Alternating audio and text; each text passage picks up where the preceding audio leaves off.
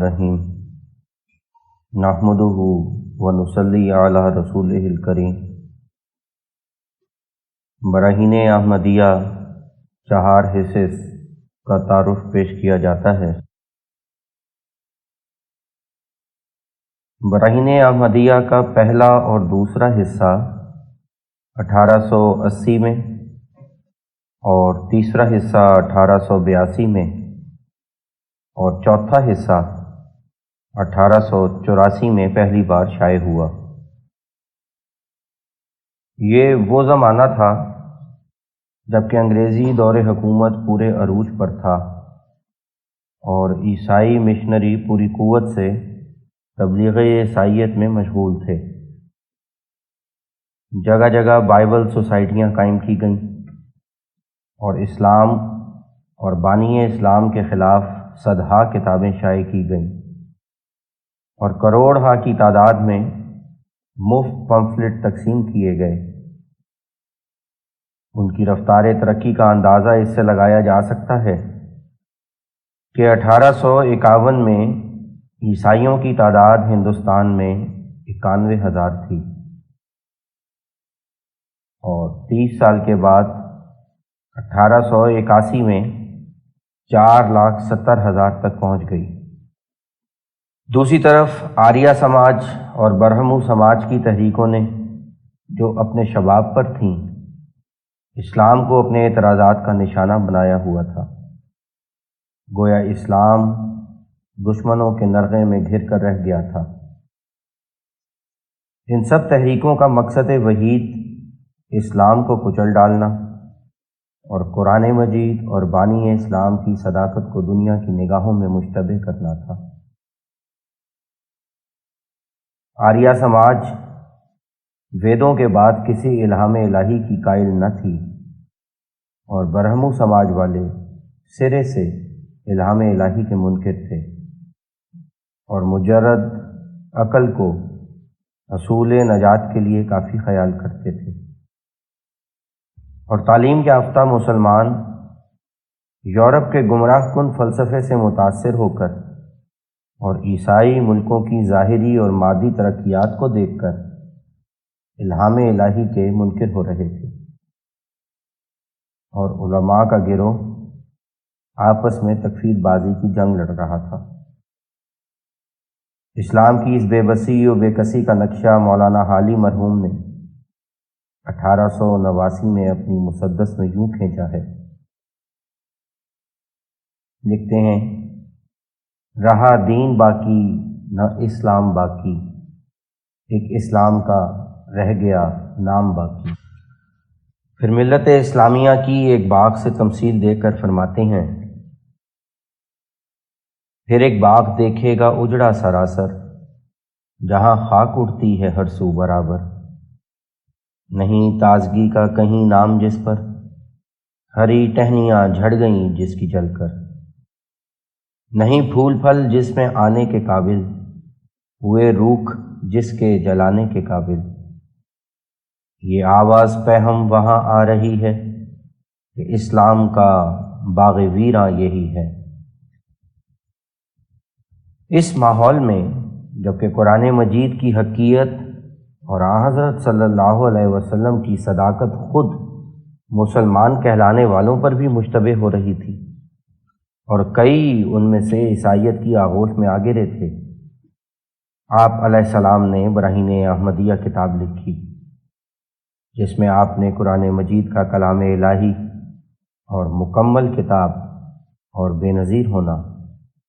اور حضرت صلی اللہ علیہ وسلم کا اپنے دعوی نبوت و رسالت میں صادق ہونا ناقابل تردید دلائل سے ثابت کیا،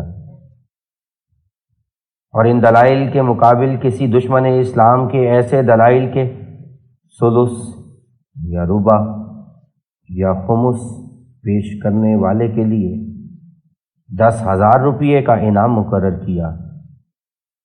اور ہر مخالف اسلام کو مقابلہ کے لیے دعوت دی۔ اس وقت کے حالات میں براہین احمدیہ نے اس ماحول پر ایک گہرا اثر پیدا کیا اس کتاب سے مسلمانوں کے حوصلے بڑھ گئے۔ چنانچہ مولوی محمد حسین صاحب بٹالوی نے، جو سردار اہل حدیث سمجھے جاتے تھے، اس کتاب کا خلاصہ مطالب لکھنے کے بعد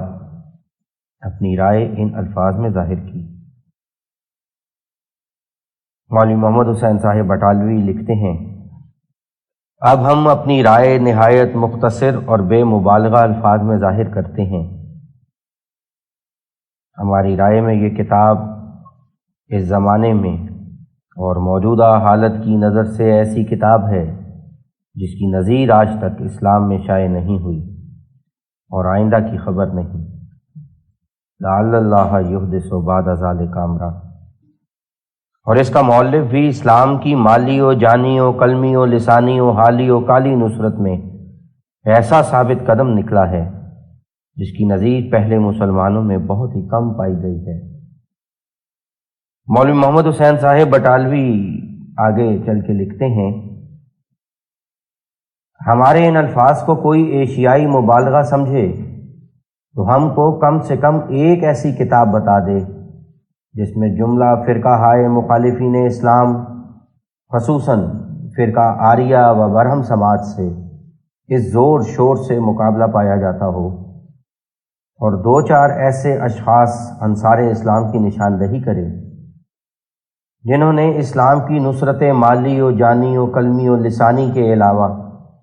حالی نصرت کا بھی بیڑا اٹھا لیا ہو، اور مخالفین اسلام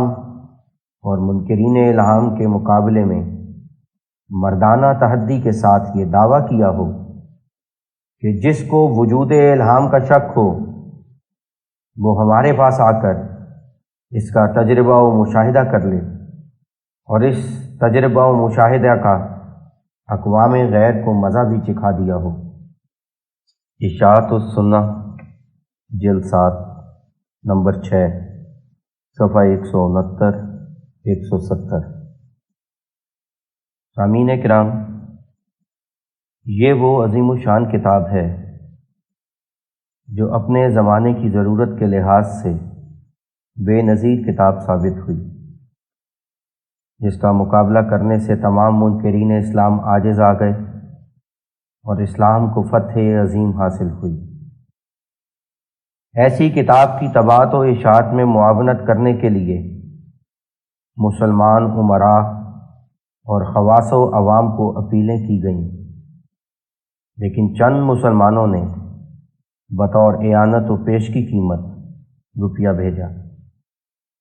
براہین احمدیہ کے صفحہ 10 تا 12 پر حضرت مؤلف براہین احمدیہ علیہ السلام نے ان معاونین کے اسماء مع رقوم جن کی کل میزان 500 روپیہ سے بھی کم ہے تحریر فرمائے ہیں، جن میں نوابوں اور ریاستوں کے وزراء کے بھی نام ہیں۔ آپ علیہ السلام نے ان کا شکریہ ادا کرتے ہوئے ان کے اسماء کے ذکر کی یہ وجہ تحریر فرمائی ہے، تا جب تک صفحہ روزگار میں نقش افادہ اور افاظہ اس کتاب کا باقی رہے، ہر یک مستفیض کہ جس کا اس کتاب سے وقت خوش ہو مجھ کو اور میرے معاونین کو دعائے خیر سے یاد کرے۔ براہین احمدیہ ہر 4 حصے سے، روحانی خزائن جلد 1 صفحہ 5۔ والسلام خاکسار جلال الدین شمس۔